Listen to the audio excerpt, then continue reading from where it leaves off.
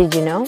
The wild potato. It's native to America, it's a survival crop, a crop that's resistant to all kinds of pests, and it grows practically without care and with very little water. That's why I think what we have here is truly a treasure.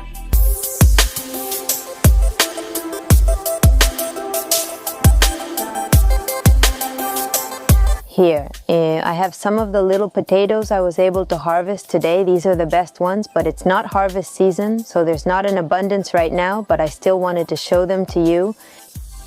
They look very similar to our white potato, the modern cultivated kind. Let's say the variety of wild potato that is usually found here in the Cordoba area. And especially here on my land, in my place, in my field, it's Solanum chacoense. Today we're going to take a good look at it to help with its identification here in the field. It grows naturally and spontaneously. We didn't have to plant them. The little potatoes grew on their own. They're native to this place. But of course, we can consciously cultivate it and increase its production. These wild species are the ancestors of today's cultivated potatoes, the modern ones, the ones we usually know. These wild potatoes have genes that make them resistant to all kinds of pests, bacteria, fungi, viruses, and insects. And that's why they are used to improve the cultivation of the modern potato, the potato we have today. Here in the greenhouse, a lot of them grew naturally, and now they're in bloom. This one is relatively new, it's about a month old, but there are some, like this one, look how tall it is. I mean, around here, music. And all of this is potato. Here in the greenhouse, we don't have prepared soil. Or is it the same mountain soil that has just received a little water, and with very little water that falls, the potato already starts to grow? After we realized it was potato, we started watering it, and it's impressive how much it grows.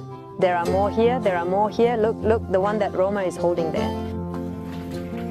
The good news is that it's a healthier crop than the modern potato. Why? First, because it has more nutrients, it's rich in vitamin C, vitamin B6, and minerals like potassium and magnesium. And they have fewer carbohydrates, they have a medium glycemic index, a glycemic index of 50. Meanwhile, cultivated potatoes have a glycemic index between 70 and 75. And they have fewer carbohydrates. They are more resistant to pests and diseases. Because they are native to the area, because they have adapted over hundreds of years to the climate, the soil, and various adversities. This means that it's not necessary to spray them, so they don't need pesticides or fungicides for their cultivation, unlike what is usually used on large potato crops. What you do need to be careful about is solanine, because they do tend to have more solanine than a cultivated potato. Solanine is a toxin that can cause stomach discomfort, nausea, and vomiting. We also find it in cultivated potatoes, in the potatoes we usually buy, in vegetables, especially when the skin is very green. How can we avoid the highest amount of solanine? By choosing uniformly grown potatoes, potatoes that are not stained, that do not have green spots, and by peeling them. It's always important to cook them before eating them, to cook them very well. They can be boiled, baked, or fried, always for 20 minutes or more. And in this way you can reduce up to 80% or more of the solanine.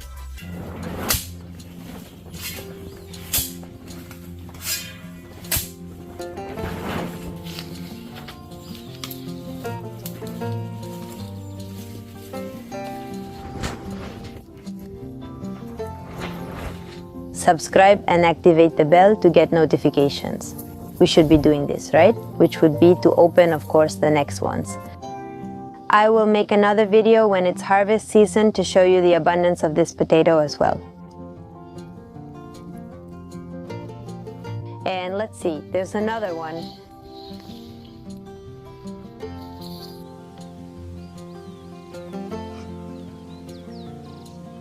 For example, here, look, this little one is coming out. Here next to it, there's another one. Here a bit further, here there's another little one, and like that, here there are more. The ground is filling up these days that it rained. Here's another one, and let's see a bigger one. Here, there's already a bigger plant. I want you to observe how they are. The leaves, they're really thick, kind of rough. They're growing.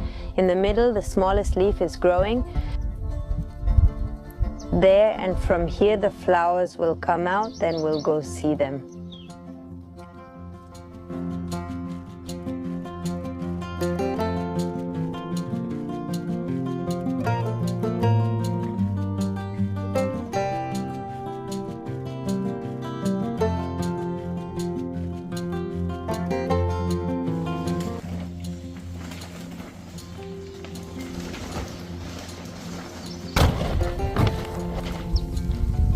here's a tiny one, a bunch of tiny ones.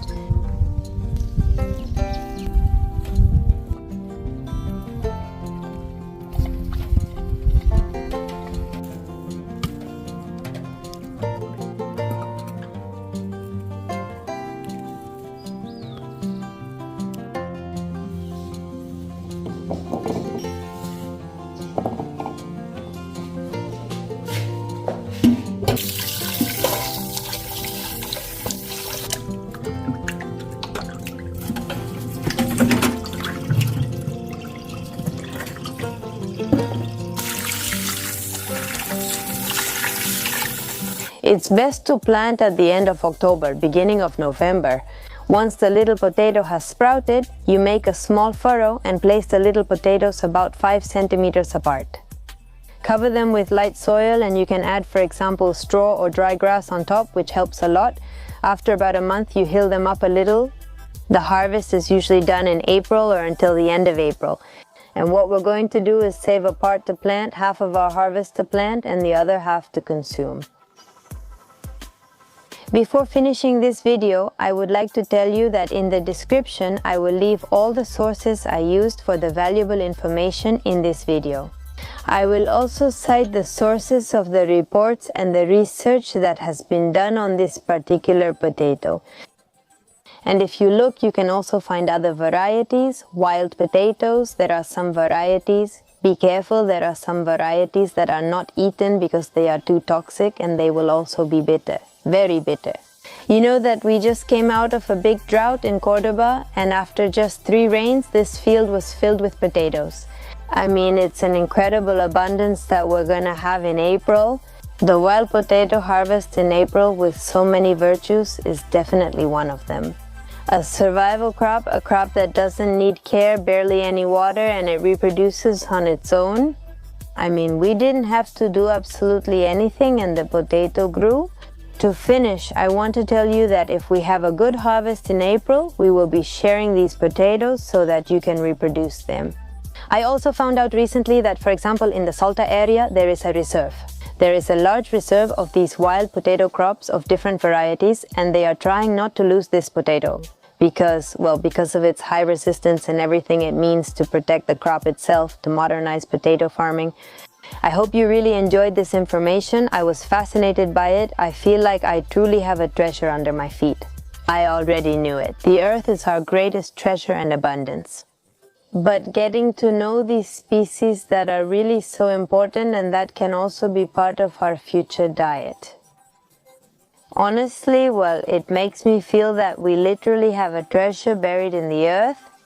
Goodbye, a kiss, a warm hug, and see you next time. Bye.